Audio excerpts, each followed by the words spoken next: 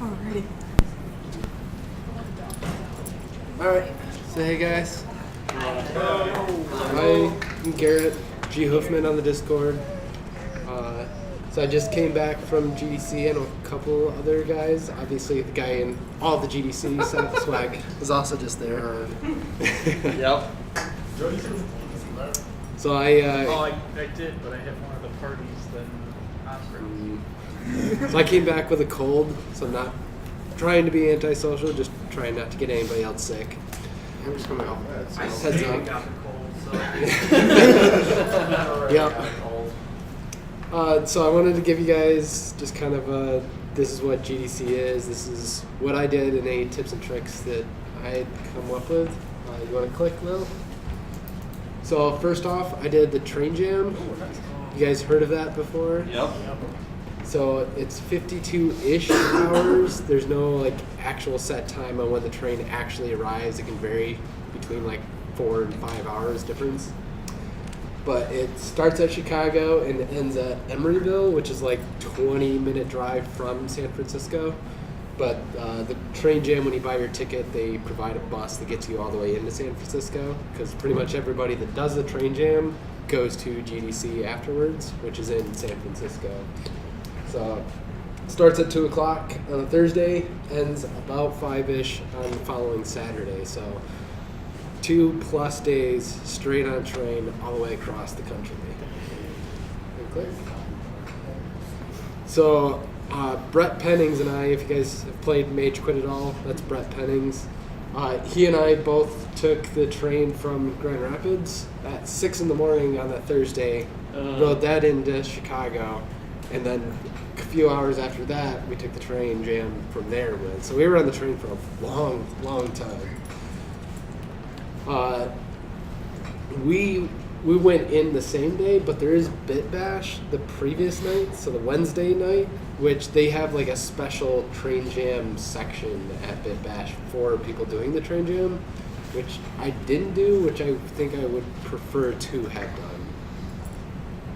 Go and click. So train jam has epic, amazing views. Go ahead and click again, Will, and again, and again, again. Hey, this one's got like an actual video. Like, so day 1 is pretty much just going through small towns here and there, but day 2 is just absolutely gorgeous. It views like this from going to snow to plateaus and mountains, and it's absolutely gorgeous. So this is one of the observatory cars. There's 2 of them, and in fact the train jam, for one, they actually in Amtrak's system, they named it Train Jam, like on their HUD to see where all the trains are in the country, which is cool. But the train is actually longer than it's technically supposed to be, so they've already maxed out. Like, I think it was like 346 people that were on the train, and that's as big as they can get. So they were running a summer configuration for the train. Normally the winter version, if they were supposed to, would have been like 2 cars shorter. So they had, it was 2 observatory cars that looked like this, 3 coach seat ones, which are just, it's a seat and that's all you get. There's no bed or anything. And then there's 3 sleeper cars which have actual beds in them, and then a food car, one for the train people, and then they actually had 2 engines. One was to pull the train, and one was just to power everything. Okay, go next. So this is the team that I worked with. Usually when I do a game jam, I usually end up doing it solo. I make my own game engine. It's all in C and C++, so usually I don't try to force anybody else to do that. So this time, since I was going to be on a team, I decided to use Unity, since that's like the language that everybody understands in the indie world. So this is Menno. He's from the Netherlands. He brought some Johnny Walker on, so we named our team the Dutch Johnny Walkers. So this is Brett. He's the Mage Quit guy. Myself. This is Kyle, who is Drew, who works at Riot, League of Legends. It's his girlfriend or fiance, something like that, her brother, that happened to be on. So that was our whole team. You want to click? So this is the game that we ended up making. I don't know if you're going to be able to click on that or not, but the whole idea is the theme was Odyssey. We did Odyssey, so you're the Troy horse and you're sieging on Troy instead of sneaking the horse in. Yeah, if you want to click. That's alright, you don't need to play it. So that was the train jam anyway. Had a bunch of fun. Met a lot of people on the train. Got to have breakfast with Rami Ismail one morning. Awesome dude. So GDC, it's out in San Francisco. A few things to keep in mind if you guys decide to go out there. Business cards are a must. Twitter is like the LinkedIn of game developers. Not that anybody uses LinkedIn anyway, except for recruiters. But have a Twitter. If you don't have one, get it started and put that on your business card. An umbrella is important. It's San Francisco. It never really rains a lot, but it rains a little bit. And then walking shoes. Converse are a bad idea. They don't last very long walking because you'll walk a lot. Battery pack for your phone. I couldn't keep my phone charged for anything, and there's not a lot of outlets to charge your phone, so a battery pack is a must. The GDC mobile app for your phone. It's got all the schedules, all the talks, everything. Super helpful. It's good to, I think the talks are usually up like a month ahead of time, so you can kind of plan out what you're going to do. It's a good thing to do, especially because if you go for the first couple of days, the summits, they're especially busy. So if you want to go into a talk, it's important to go early. There were a couple of talks that I wanted to go to that I was trying to get in. Like I went to a talk, then immediately after trying to get in the next and couldn't because it was already full. So they fill up really fast for the first couple of days.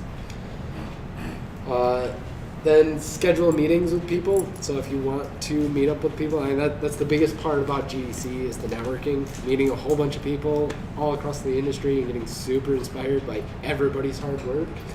So if you can, try and schedule something in advance. Just ask out on Twitter or try and reach out to a specific developer that you want to meet with ahead of time. So GDC parties. Those are big ones. I'm not typically a big party goer. I don't do the club scene. But GDC has just absolutely huge nightclub type parties. Like there's that party and the other party. They're both huge. It's hard to get into that. That party is supposed to be pretty easy to get into. The other party's the one where you just walk right in. Yes, that one you can. That party you do need to get a ticket if you want to be guaranteed to get in. Yeah. Sometimes you can get in if you go in the right time for that party, but otherwise if you just go on the Eventbrite page and refresh, if you buy one within the first 5 minutes, they go on sale, or you get one, no problem. But even then, there's a lot of people that will buy them up because it's hard to go or hard to get them like at the time, and so then they'll just sell them off to somebody if they decide they don't want to go. So if you really want to go, it's not that hard to get one. I ended up going to some of the chiller ones like GitHub. They had an awesome little chill out. Like this is their office. Like you walk in and this whole thing is this giant bar, like liquor, and I think they had like 6 different beers on tap, and it wasn't like hey, we're having a party, so let's get this whole thing out. No, this is like that's what their office is like. It's nuts. But yeah, so like this was awesome because it's this huge open area. They just had a whole bunch of indie games going. I met the guy that runs itch.io there, and he talked to me all about itch.io and how the whole thing is run off of Lua. It's a Lua-based web server. Interesting stuff. So tons of people. These ones are a little bit easier to actually meet and talk to people. And these are where you usually end up swapping business cards. Go ahead. So this one was the DeepMind party. Technically, I probably wasn't even supposed to be at, but their password was DeepMind. Super secure. So we snuck in, and this one was actually awesome. I think I paid for all of one beer out at GDC, and I think I had at least 20 of them that week. So you can get free beer, free everything out at GDC. It's just kind of a go have fun type of week. This one also happened to have like really good appetizers, like lamb bites and so many things. But yeah, just keep an eye out for them. You see people with GDC things, follow them around. Pretty much everybody's nerds and introverts out there anyway. They're going to be nice and talkative. And other things, there's the GDC Run, which if you guys know Bex and, at least that one's Adam. I think that's Bex. I'm not sure. Bex and Adam are the Night in the Woods Finji guys. So they do the GDC Run every morning, which I have no idea how they managed to do it. It's 7:30 every morning that they go, and they do a 3-mile run, and then they're still up until midnight or later and still doing it the next morning. It's insane. Free coffee, so you don't need to worry about buying coffee in the morning unless you're super hipster about your coffee, then you might. There's mixers all over the place, like the expo hall. They've got free beer, 5 o'clock. There's beer everywhere. If you want to drink, you can have fun. Book your hotel as early as you possibly can. I bought mine in like late November, and even then, most of it was sold out. Like there's like close to 40,000 people that go to GDC, and they're all getting hotels, so it books up really, really fast. There are more than just game studios out there, so if you're interested in game adjacent things, like I went and did a tour at Google. There was an employee that worked here at OST that we met up with and now works at Google, and so he gave us a tour out there and got to see the offices. So this is Mars Ashton, which is actually, he's going to be giving a talk next month here. So he's a professor out at Lawrence Tech. Click. The GDC Vault, so all of the talks are recorded. So if you can't make it to a talk, it's not something to really stress about because you can watch it afterwards, unless you specifically want to meet the guy that's presenting. Because pretty much everybody that's presenting are people in the industry, developers that are making your favorite games and all that, so it can be fanboyish to go and actually see them in person and chat. If there are any talks that you guys want to see, I've got Vault access and all that, so at the next Let's Work on Things, I can play any videos you guys want to see if you guys want to check them out. Click, I think that might be, Expo Floor, lots and lots of free swag. Brett Pennings, he ended up with this like super awesome Unity bag and like hoodie and all that, going to one of their mixers, and shirts all day long. If you do want the free swag for sure, go to the expo floor the first day. They start to dwindle the second day, and by the third day they don't have a whole lot left. Like Microsoft, they were giving out Xbox One S controllers, the blue ones, for free. Just poof. Everybody had a whole bunch of those. Yep. So the expo floor is also a good place if you're trying to get into an actual studio. You can go and like make an impression with the actual people involved in hiring, and just start handing off your resumes. There's Epic and Oculus were huge people there. Unity, obviously, they had a huge amount. Amazon had a lot too. They were really, really big. But yeah, and then they've got like a whole section geared just for people interviewing. And the expo hall is huge. I mean, it's probably 3 times this, probably 6 times the size of this room alone on one half of it. Like it is just a massive area. So GDC is worth it, even if you can only get an expo pass. Like an expo pass is like $200, I think, whereas the main conference pass is $1,000, and then the summits is another $600. So it gets pretty expensive. But even just the expo pass, to be able to go to the parties and hang out at the expo floor and meet all these people, that alone is worth it. Because 80% of GDC is just the networking. And the talks are super helpful, especially getting it directly from people involved in it at the time. But it's all about the networking. Click, I think that's it. Yeah, that's all I got. Any questions? Yeah. What was your social approach to finding people and networking with them?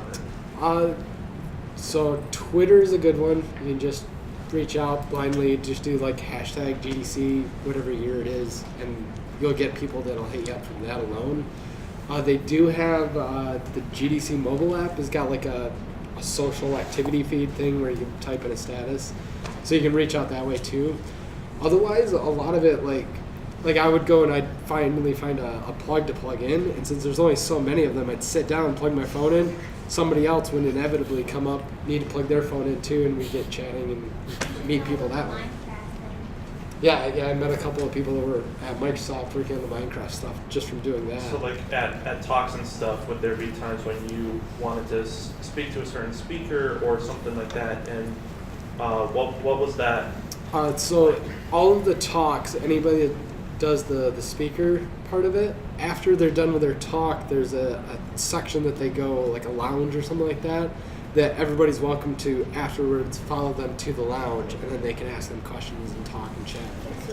So, like, all of these GDCs where like all the game developers congregate. This Yes. is like, say, Blizzard or Carbine Studios. Yes. Blizzard Yep. definitely. Carbine Studios is a little more unknown there. Yeah, so GDC is the biggest developers conference for sure. Yep. Yep. Sorry, bud. I bumped the wall. Hey, Ollie. Here. Sit. Hey. Hey. I didn't do it. That's Sit. fine. Okay. Go ahead, That's Chris. what Hey. So how often do people bring strip plugs just to help with the outlet problem? Surprisingly, not many. Yeah. Not Like that's a way to make friends. Just help people give extra outlets. absolutely. Yeah, I still think they need to have like a phone charging like desk where That everybody was- can just like Well, join. I'm assuming that this is like in a general conference hall. Like it's not like it's specifically for GDC only, right? Right, it's the Moscone Center, so they've actually got 3 different buildings. It's all So yeah, pretty much like convention buildings in full are usually sparse on outlets just to They take are. people off. Yep. And they do have like the little panels that they make sure are open, but those are only like every 50 feet or so in the building. But there's always somebody using them, so it's hard to actually get a free outlet. We have someone asking how much a GDC pass costs. The Expo Pass is $200. The main conference pass was $1,000, and then the summits and conference of the Monday Tuesday was $1,600. And then the all access was almost 2,000. Yeah, I think it was $1,900, right? Yeah, Which that but- included the virtual reality stuff. Yeah, that VR GCs. Yes. And then that's if you buy them early, like by the end of January, I think. Yeah, by the end of January. And then it starts going up like 10% or The 20%. expo pass, I think, about a month before the expo itself is $250. There we go. They're asking if you Airbnb. I did Booking.com, which was an Airbnb basically, and then I just roomed with a couple of guys and we split the cost on it. For me, I stayed at a hostel. Yep. Hostels are probably the cheapest way to go. Yep. Most affordable for sure. There is another option where you can, like you did it right. Yep, CA. Actually, you want to just shout out and Yeah, no, so one of the programs, if you want to get the all access pass for free, is called the Conference Associate Program. What you do is you work about 25 hours, you get access to meet all the awesome CAs. So I met some guys from Microsoft. One of the people works as project manager for Roblox. I met some guys for wargaming.net or .com. And you get to work at the conference, meet some awesome people, and you get to join one of the largest networking communities around. But it's the most competitive program. Only 400 out of 1,000, 1,200. 1,200. So it's only 400 out of 1,200 people that get accepted. So if you know people, get a reference from them. You gotta be really lucky or be Peter. You got on the wait list actually. Oh, really? He usually gets it like right away. Yeah. yep. How much was the train jam? So there's 3 sets. There's the seats themselves, which I think it was either $200 or $250 for the seat itself. but that doesn't include meals or anything. And then there's the roomettes, which is like a tiny little, like the room is probably just a little bit bigger than this table, but it has 2 beds in it, and those are $500 per ticket. And then there's a family room, which was I think $800 a ticket, which was a more spacious area that had 2 beds in it as well, and a built-in shower in the room too. Yeah. I would suggest the roomette just because it's a lot easier to sleep in a bed than a chair, but the chair's definitely cheaper. But the roomette one did include food as well, so you just whatever you want to order at the diner car is just included. Y'all should have slept in shifts. Yeah, that could work too. Yep, Was the roomette price like per person, or could 2 people pitch in? per person. Oh, good. Yep. gravy. Yeah, so I ended up buying Brett and our tickets at the same time just to make sure that we both got it, and so it was $1,000 for the 2 tickets for the roomettes. Wow, fun. And they are not spacious rooms by any means, but they're definitely nicer than trying to sleep in a chair.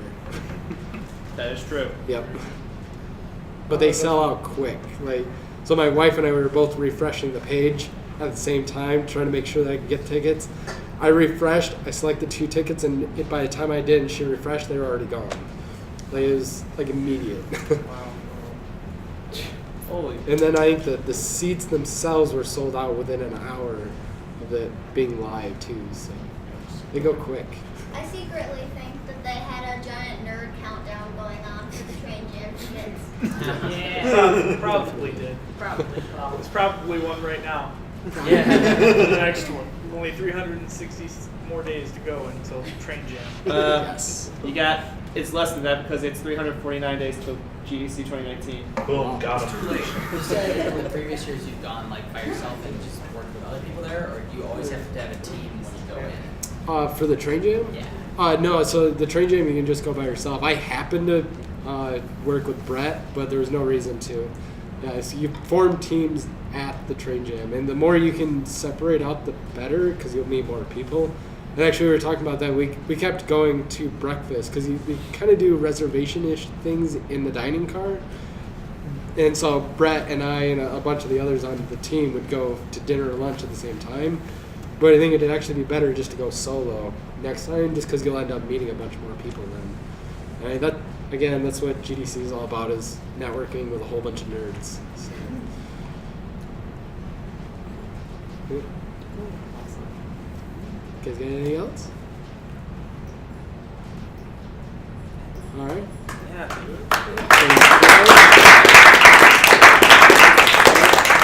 All of this is streamed on Twitch and recorded and all that, so it'll be uploaded. If you guys aren't on the Discord, jump on the Discord at GamedevMI.com. We'll take you, has all the links and all that stuff. Video will also be posted there. You guys are welcome to hang out and chill, chat some more. I think there's still pizza and chips and stuff. Help yourself.